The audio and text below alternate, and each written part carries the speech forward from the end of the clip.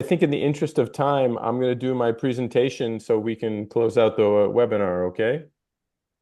Sure. So, sound like a plan? All right, so I'm going to share this. All right, are you able to see my presentation? How's that? Yes. Are you able to see my presentation? Yes. Okay, great. So I'm going to talk about relations with new technology and industry.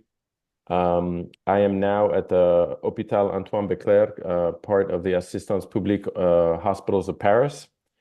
Um, let me see why I won't. Yeah. So just some disclosures, especially since we're talking about technology and we're talking about industries. As we know, I'm editor-in-chief of Artificial Intelligence Surgery. I'm a founder of Tau Surgical.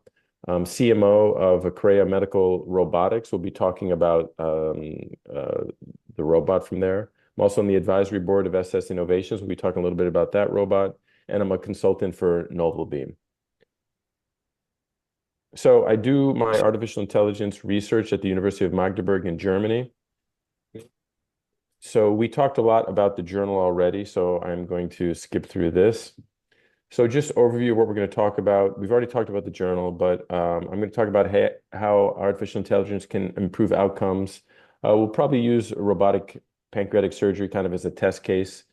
Um, We'll talk a little bit about the Ergos project, but what we're really going to focus on is the 6 levels of surgical autonomy and better definitions of robotic-assisted surgery and artificial intelligence surgery, because it's time really for a new definition. So again, the journal, I'm not going to belabor with that. Our current estimated impact factor is 2.6, and by June of 2025, we hope to have this official impact factor. So what is surgery really today in 2024? It's really a mixture of open surgery, but also minimally invasive surgery such as laparoscopic, thoracoscopic assisted, robotic assisted, but it also includes endoluminal surgery. Sorry for the typo. Some people call it natural orifice transluminal endoscopic surgery, notes, or percutaneous surgery. And that's usually done by interventional radiologists, but you have also other types of percutaneous procedures. And really, things are fusing, especially I've noticed here in France, in HPB departments, you really have surgeons that are able to do, excuse me, surgery, endoscopy, and even percutaneous procedures such as embolizations. Oh boy. Of course, I need water right now. Excuse me, everybody. Ah, much better. Okay. So now that we have a bit of what surgery is, what is artificial intelligence? It involves machine learning. You can have supervised, unsupervised. You can also have reinforcement learning. These are just algorithms. You can have deep learning when you have layers of algorithms. At least 2 layers of machine learning algorithms will give you a deep learning architecture. That's how the algorithms are put together. Because of deep learning, they're able to have computer vision, which enables a lot of the things we've talked about today. Essentially, the computer is able to understand images. And then because of deep learning architectures, which are possible due to machine learning algorithms, you have robotics and, and really the fusion of our 2 concepts of surgery and artificial intelligence is artificial intelligence surgery. And we focus on artificial intelligence before the operating room and after the operating room. And then we focus on artificial intelligence in the actual operating room. We saw things like augmented reality. We saw problems with soft tissues. But we also want real-time decision support. We want real-time analysis of video imaging, what is known as surgeomics.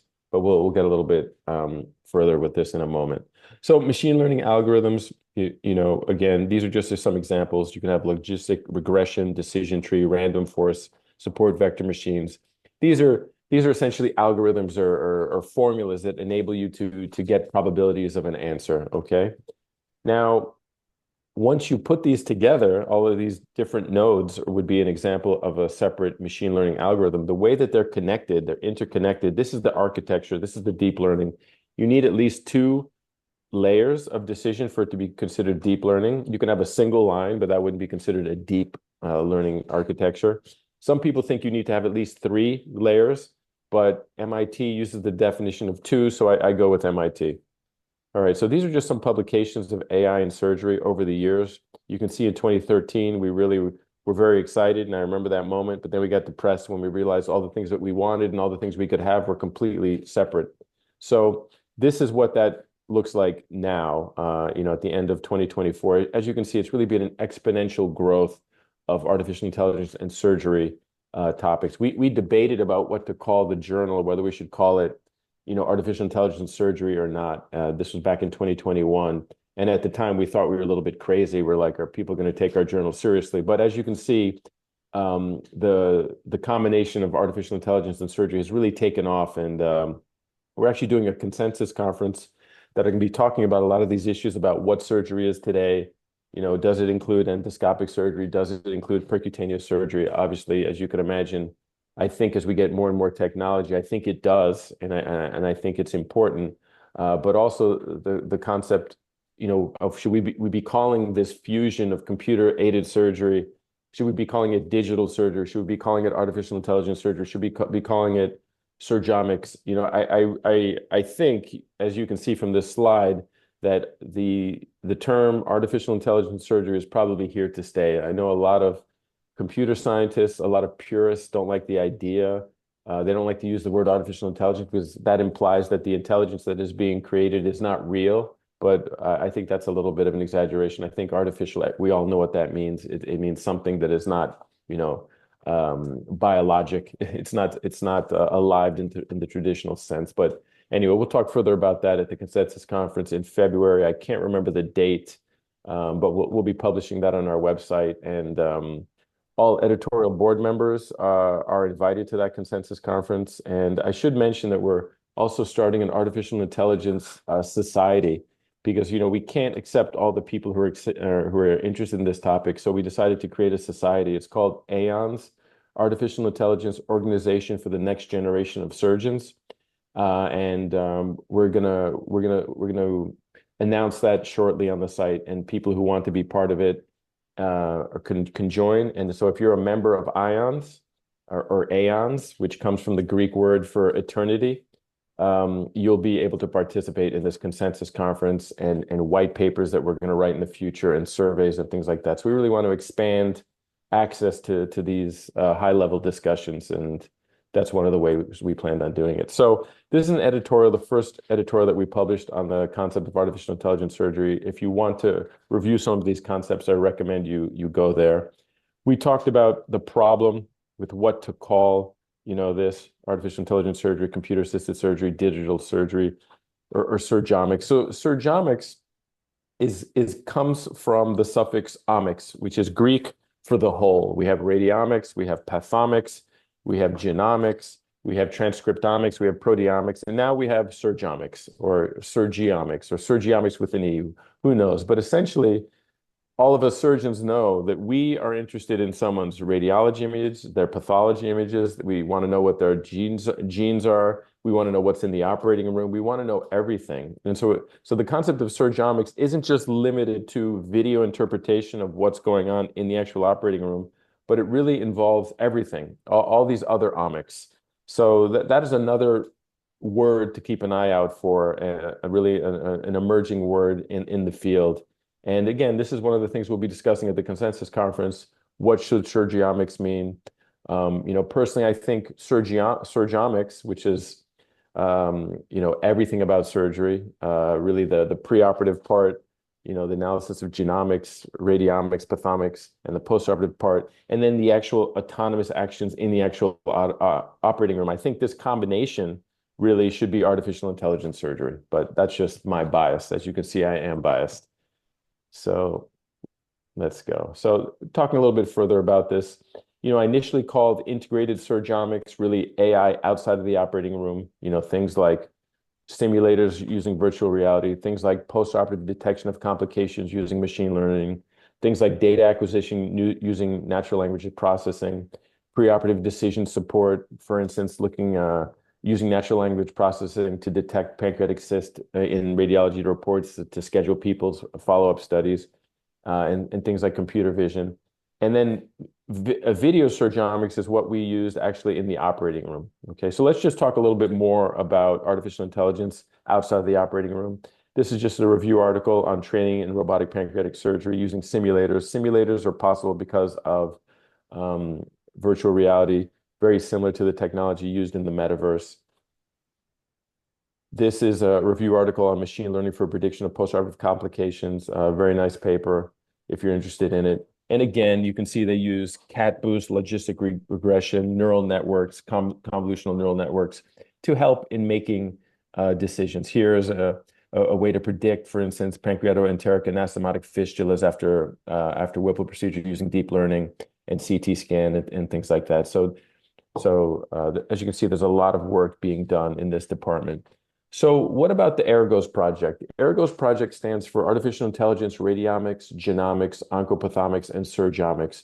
It's a project that links, all of these omics or multi-omics. And we're starting with pancreatic cancer. We're getting CT scans. We're getting whole genomic sequencing from people, and we're looking at their pathology images, and we're trying to create real-time and preoperative and real-time decision support. So how are we going to do this? We're looking at multiple hospitals.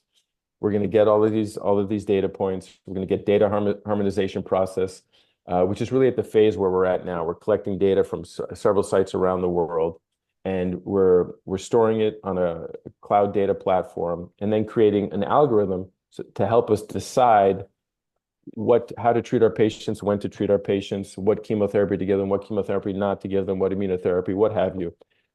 So how did we come upon this concept? So let's go to this slide here.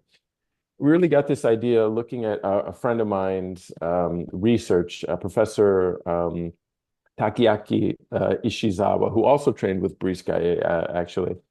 Some of the young surgeons in his department looked at a single slice CT scan images of people with hepatocellular carcinoma, arterial phase, and they retrospectively looked at about 200 patients who had survival less than 2 years after hepatocellular cancer resection, and patients who had survival more than 2 years. And they were actually able to retrospectively create an algorithm that could predict prospectively whether patients were going to have a good outcome or not. Essentially, radiomics in this example doesn't just show whether a tumor can be resected, but whether it should be resected. And this is a big revolution in how we look at radiology images now. We can do essentially a radiologic biopsy and determine the behavior. So we got to thinking, working with Surgiprint, talking with them, they're looking at 3D reconstructions. We thought, wouldn't it be nice if we could look at the entire 3D reconstructed image instead of just a single slice?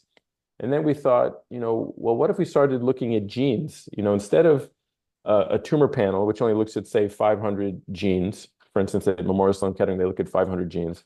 The human body has about 25,000 genes. So human whole genomic sequencing now only costs about $1,000. It used to cost, $6 million or $60 million when they did it the first time, and now it's about $1,000. So we now have the idea of looking at the voxel, the 3D pixel from a CT scan. We look at the whole genomic sequencing. Then we look at the pixels from pathology slides, right? And we can retrospectively look at what chemotherapy people got, what immunotherapy they got. And instead of doing a tumor board where we guess what chemotherapy to give someone, we guess at the end of the day what immunotherapy does. Now we can look at all the data points, put them together in an algorithm, and get a much better educated guess and really transform surgery from the art of surgery to really the science of surgery. And really, that is what is exciting to me the most about artificial intelligence. And that's why I'm passionate about artificial intelligence, more so than per se current robotics. So what am I talking about? These are just some of our partners in this. So the dream for surgeons is to have help in the operating room. That's the hardest part. You can simulate surgery, but the hardest part is when you have bleeding, you have a big tumor stuck to a big vessel, and something happens, you would like support. Or, we've all had these patients where, they had a lot of metastases, and I had a patient, he had about 13 metastases, young guy, and I just kept resecting one, finding another one, resecting another. And lo and behold, I keep getting messages from the medical oncologist that the patient is still alive. So wouldn't it be nice if we could have support to determine these patients? We know by the flip side, we have patients where we do a big resection and then they die very quickly because they have bad biology. So the idea is to use this integrated surgeomics to create real-time decision support.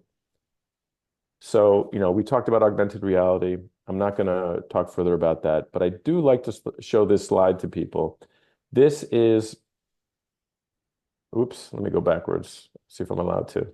This is Jarvis from Marvel Comics. It's Tony Stark's or Iron Man's artificial intelligence. Ultimately became a character called Vision, which you can see on the right. Obviously, it's a play on the words for the word computer vision. So you can see on your iPhone, you can download the Surgeon's Jarvis for $49.99. And what is the Surgeon's Jarvis? Let's look at it. So you can imagine you're a young surgeon. You're having a hard time doing a gallbladder. It's 2 a.m. You don't want to call your boss.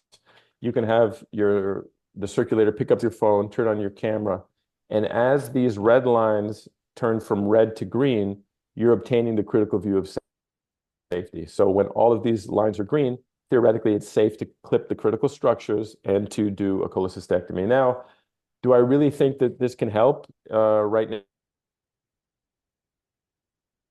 No, I don't. But I do think it's important for us to know, because this thing's been around for 5 or 6 years, that if you do have a common bile duct injury and you don't use this, at least in the United States, you could have a problem, because your patient can ask you like, well, why didn't you use this Jarvis?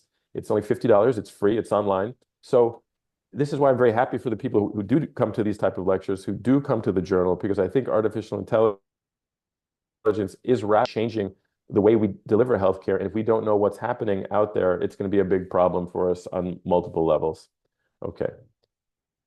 So that's a nice example of computer vision that already exists and has been around for a while. This is from EarCAD, just shows you where to put your trocars for liver surgery, again, using augmented reality. This is a paper from Japan looking at pancreatic surgery. So now people were really focused on liver surgery with augmented reality, but the reality is that the pancreas is much better, because the pancreas is a much more stable organ. It's in the retroperitoneum much. And so, as you can see, you can do some very beautiful things here. So in the interest of time, I do want to point out that this study showed that the OR times were 40-minute longer in the group that used augmented reality. The estimated blood loss was also lower, and there was decreased pancreatic fistula in the patients that used augmented reality. And perhaps most interestingly is the length of stay was decreased to 11 days from 20 days on patients who underwent Whipple and didn't have augmented reality. So this is another paper for Alessandro to look at that I think is very interesting and argues for the importance of augmented reality. And I'm going to start referring to the paper you mentioned, Alessandro. I'm going to start adding that one to my talk, because that's a beautiful paper also. So this just shows ICG, fluorescent imaging.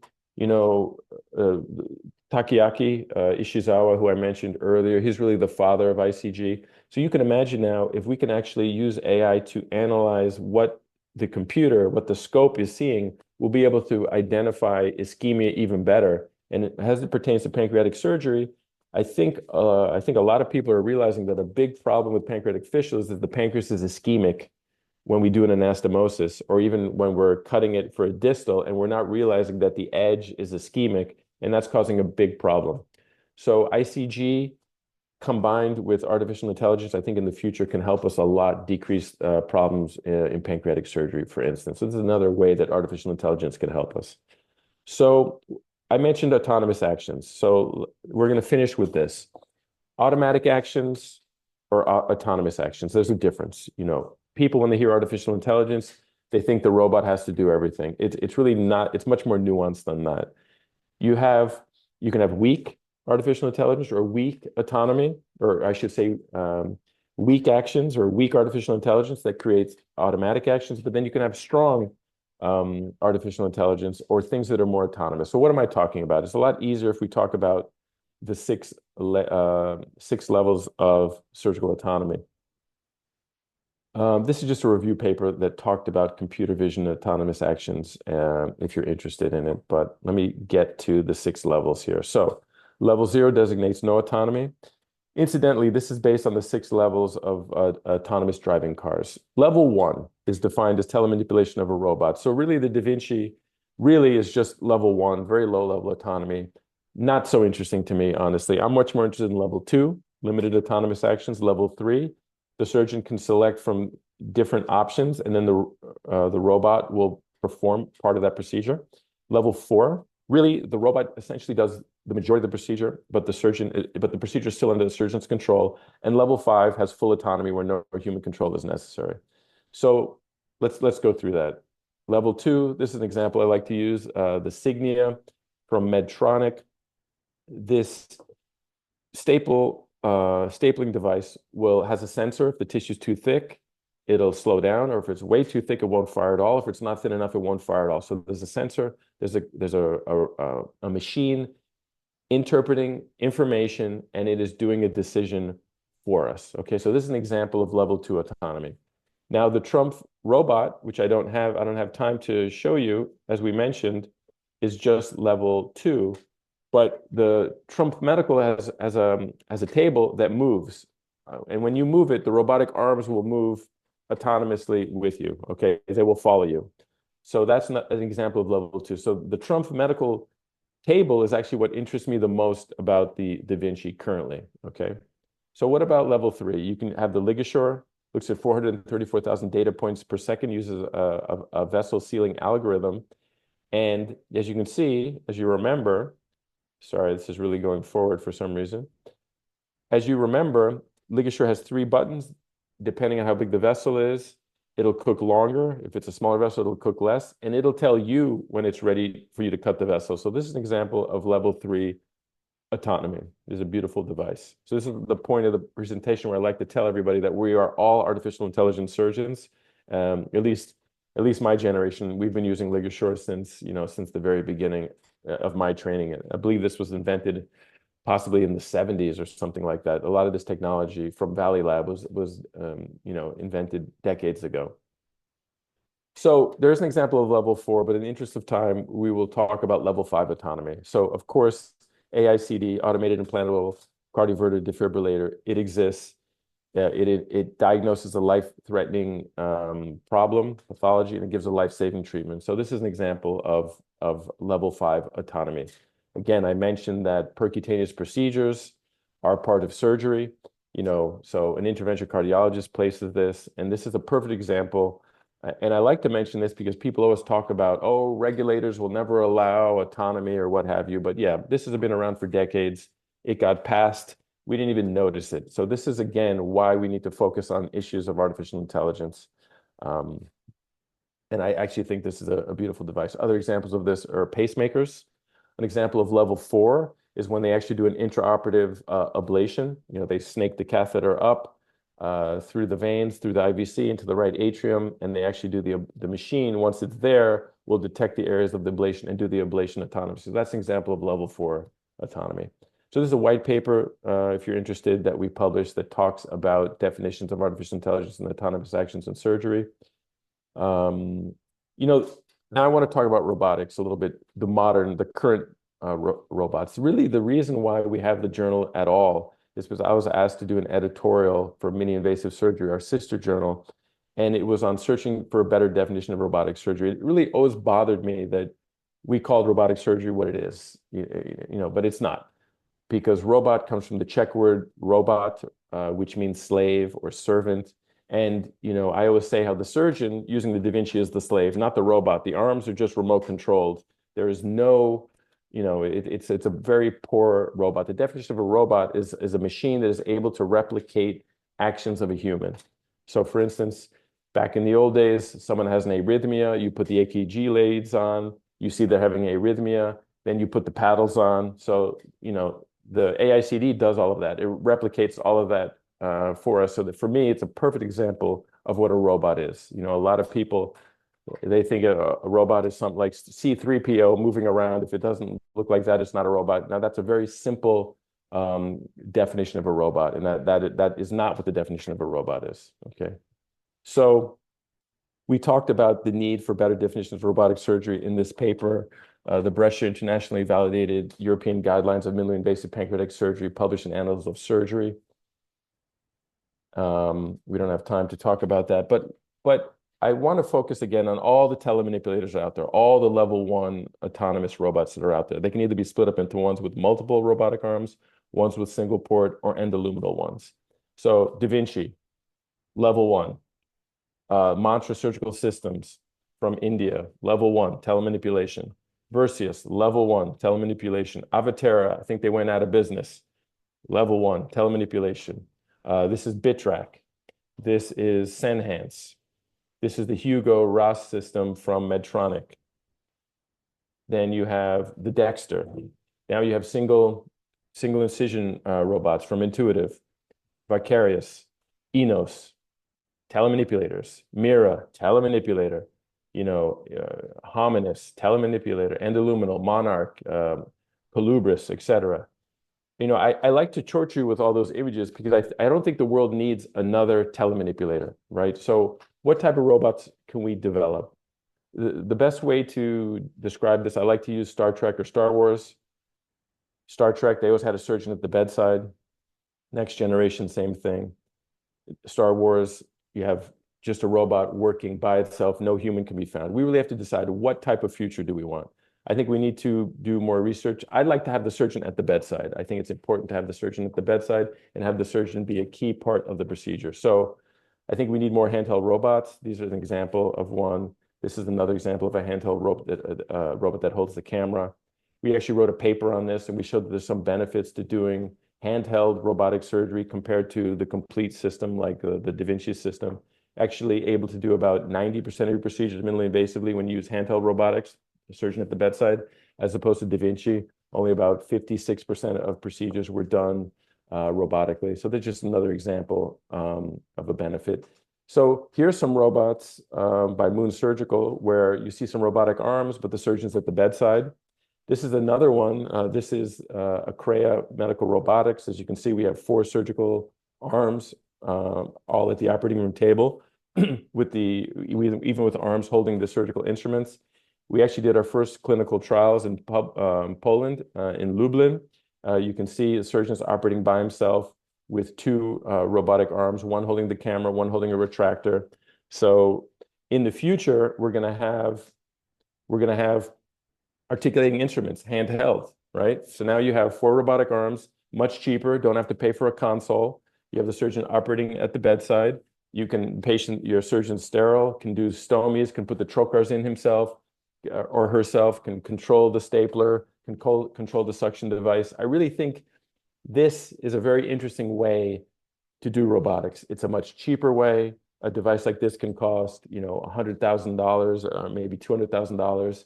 And then instead of spending $2.5 million for a telemanipulator, now you have another $2 million that you can use for all of this lovely artificial intelligence research that we all want to do, and that can, in my opinion, impact our patients even more, okay?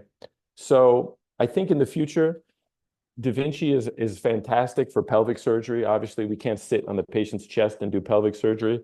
I like the other robots like Versius and Mantro and Hugo, but they have separate arms, so they're more setup options.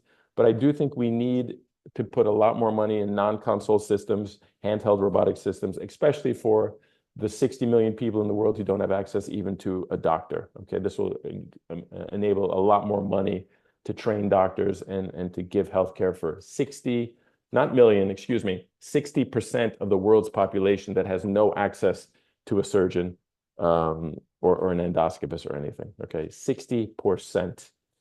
All right, so what already exists as far as autonomy in robots? We have vessel sealing, stapled anastomotic lines, automatic needle placement, motion scaling, organ segmentation, autonomous laparoscope tracking. Prototypes, we have autonomous aspiration, retraction, debridement, suturing, the STAR robot, knot tying. We also now have, I have to change the slide, we now have prototypes in situation awareness. If there's bleeding, the computer can say, hey, doc, there's bleeding in the corner. Or face recognition. It was very hard for the robot to have memory, to know what part of the procedure it's in. Now they have prototypes where the robot, the computer, can say, okay, I know what part of the procedure we're doing right now. Okay.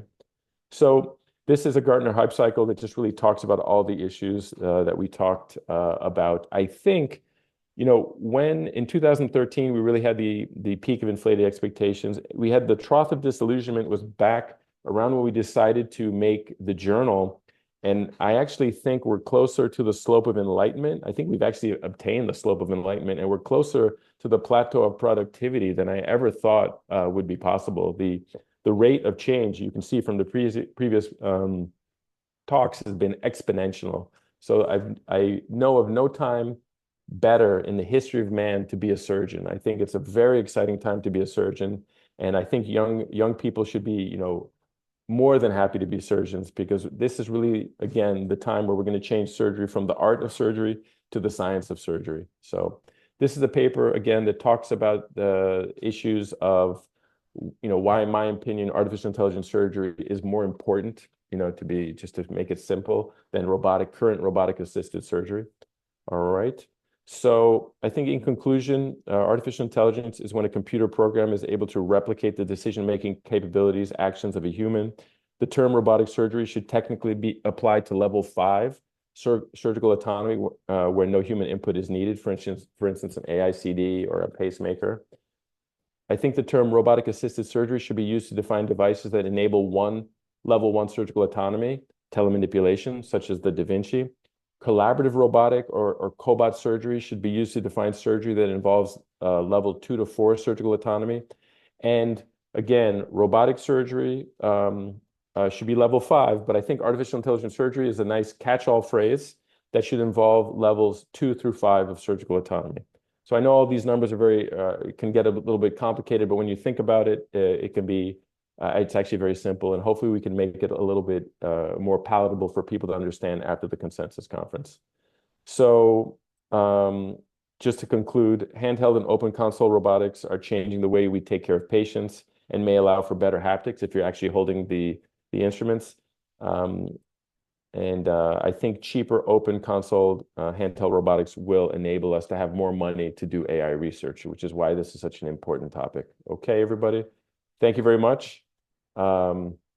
If you guys have any questions, if not, I think we will end our webinar. I think it was I know I learned a lot. I want to thank you, Mohamed, Michele, and Alessandro, for being here with me today. Again, I learned a lot. If anybody has any questions, please let us know. Professor Andrew, as expected, it's an amazing lecture and amazing information on AI in surgery.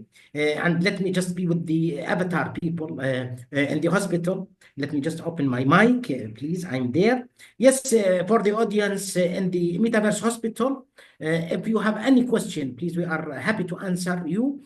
All the professors are here. Sorry, I didn't. I was waiting for the end of the webinar to receive your answer, to receive your questions. I'm proud of all the avatars who are in the auditorium of the Metaverse Hospital, and I'm proud of the audience and of the professor.